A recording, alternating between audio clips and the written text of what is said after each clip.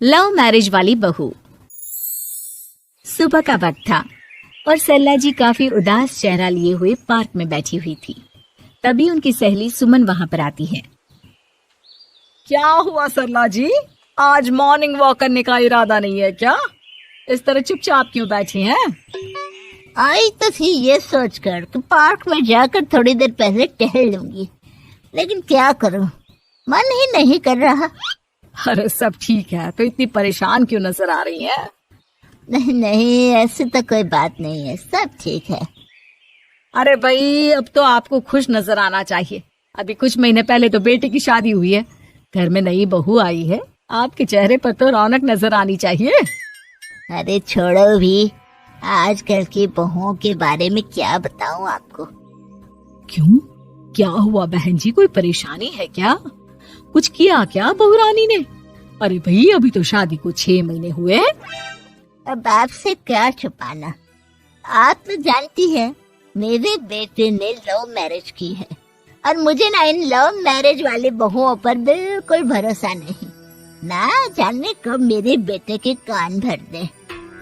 अरे लेकिन सरला जी, आपके बहू बेटा तो आपके साथ ही रहते हैं, फिर आपको इस बात का डर क्यों है? पता नहीं क्यों बहन जी, अभी तो मुझे अपनी बेटी दीपाली की भी शादी करनी है। बस इसी बात को सोचकर परेशान रहती हूँ। ये लव मैरिज वाली बहू पता नहीं कितने दिन परिवार में एडजस्ट कर पाएगी।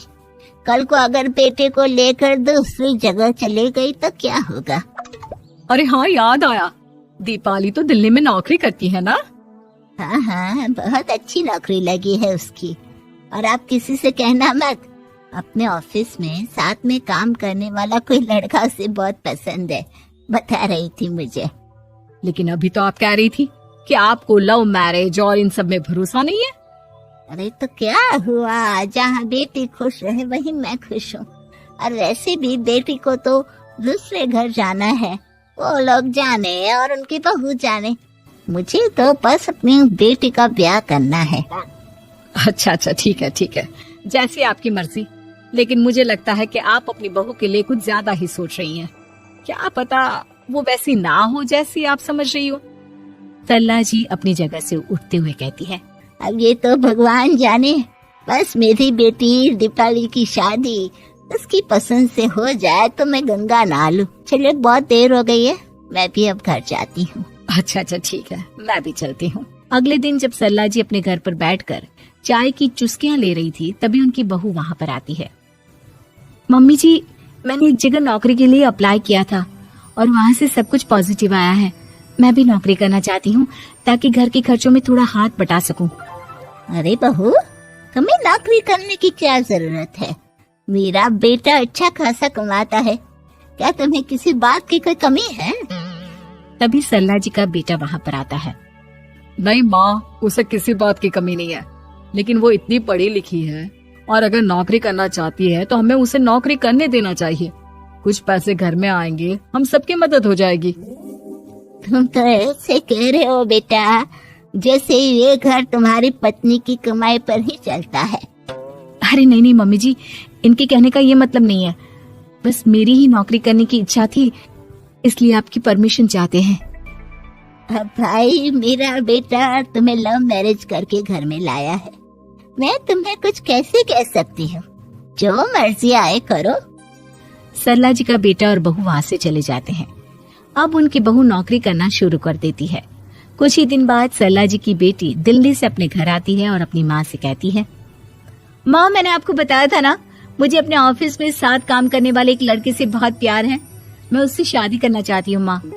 हाँ, तो मैंने कब मना किया? अगर तुम उसे पसंद करती हो तो उसके घर वालों को कहो, हम आपस में बात करके तुम्हारी शादी तय कर देते हैं। अरे लेकिन माँ, एक बहुत बड़ी परेशानी है। क्या परेशानी है बेटा? माँ, वो लड़का बहुत अच्छा है, लेकिन कुछ ज्यादा ही पैसे वाले घर से उसके माँ बाप। उन्हें मेरे और उसके रिश्ते से वैसे तो कोई परेशानी नहीं है, लेकिन वे चाहते हैं कि शादी 5 स्टार होटल में हो। अरे ऐसे कैसे? हम तो मिडिल क्लास लोग हैं, हमारे लिए 5 स्टार होटल में शादी करना कोई आसान काम थोड़ी ना है। लेकिन माँ, मैं क्या करूँ? मैंने उनसे बात करने की बहुत कोशिश की, बस एक इसी जगह बात अटक गई है। साफ साफ कह दो बेटा, शादी करनी है तो ठीक है, लेकिन ये 5 स्टार में शादी करने वाली शर्त मैं नहीं मान सकती। अरे कैसी बात कर रही हैं आप मम्मी जी? अगर दीपाली को कोई लड़का पसंद है तो हम उनकी शादी के लिए पूरी कोशिश करेंगे, और अगर बात पैसों की है तो कोई परेशानी नहीं है। हाँ हाँ, तुम्हें तो बस बहुत आसान लगता है सब। जिस तरह तुमने मेरे बेटे से इतनी आसानी से शादी कर ली, सारे काम उतने आसानी से नहीं होते। समझ में आया? हर काम करने में पैसे लगते हैं। लेकिन माँ, मैं उस लड़की को बहुत पसंद करती हूँ।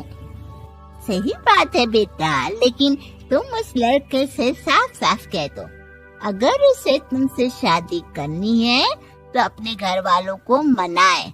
अगर नहीं मना सकता तो तुम दोनों अपनी गृहस्थी अलग से कहीं सेट कर लो। कोई जरूरत नहीं है अपने माँ बाप के साथ रहने की। मम्मी जी, ये आप क्या कह रही हैं?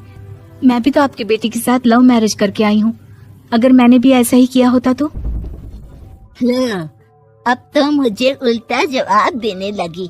देखो बहू, मैं तुम्हारी सास हूँ, मुझसे ठीक से बात करो। लेकिन माँ, भाभी ठीक तो कह रही हैं। हाँ, अगर बात शादी के खर्च की है तो मैं उस लड़के से कुछ कह सकती हूँ, लेकिन उससे अपने घर वालों से अलग होने के लिए कहना, ये सही होगा क्या? आप तो समझिए माँ।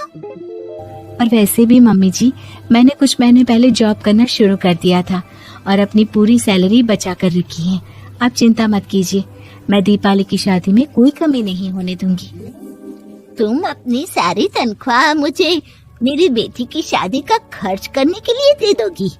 हाँ माँ, मैंने भाभी को पहले ही सब कुछ बता दिया था और वो इस बारे में सब कुछ जानती थी, इसीलिए उन्होंने पहले ही नौकरी करनी शुरू कर दी ताकि मेरी शादी धूमधाम से हो सके। तभी सरला जी का बेटा वहाँ पर आता है। देखा माँ, जैसा हम हर समय समझते हैं वैसा होता नहीं है। आपको लव मैरिज करने वाली बहू से नफरत थी ना, लेकिन अपनी ही बेटी की लव मैरिज पर आपको कोई एतराज नहीं था। ये तो गलत बात है ना? हाँ बेटा, सही कह रहे हो तुम। बहू, मुझे माफ कर दो, मैंने तुम्हारे बारे में गलत सोचा। आज से मैं बहू और बेटी में कोई फर्क नहीं करूंगी, और अपनी लव मैरिज वाली बहू से तो बिल्कुल नफरत नहीं करूंगी।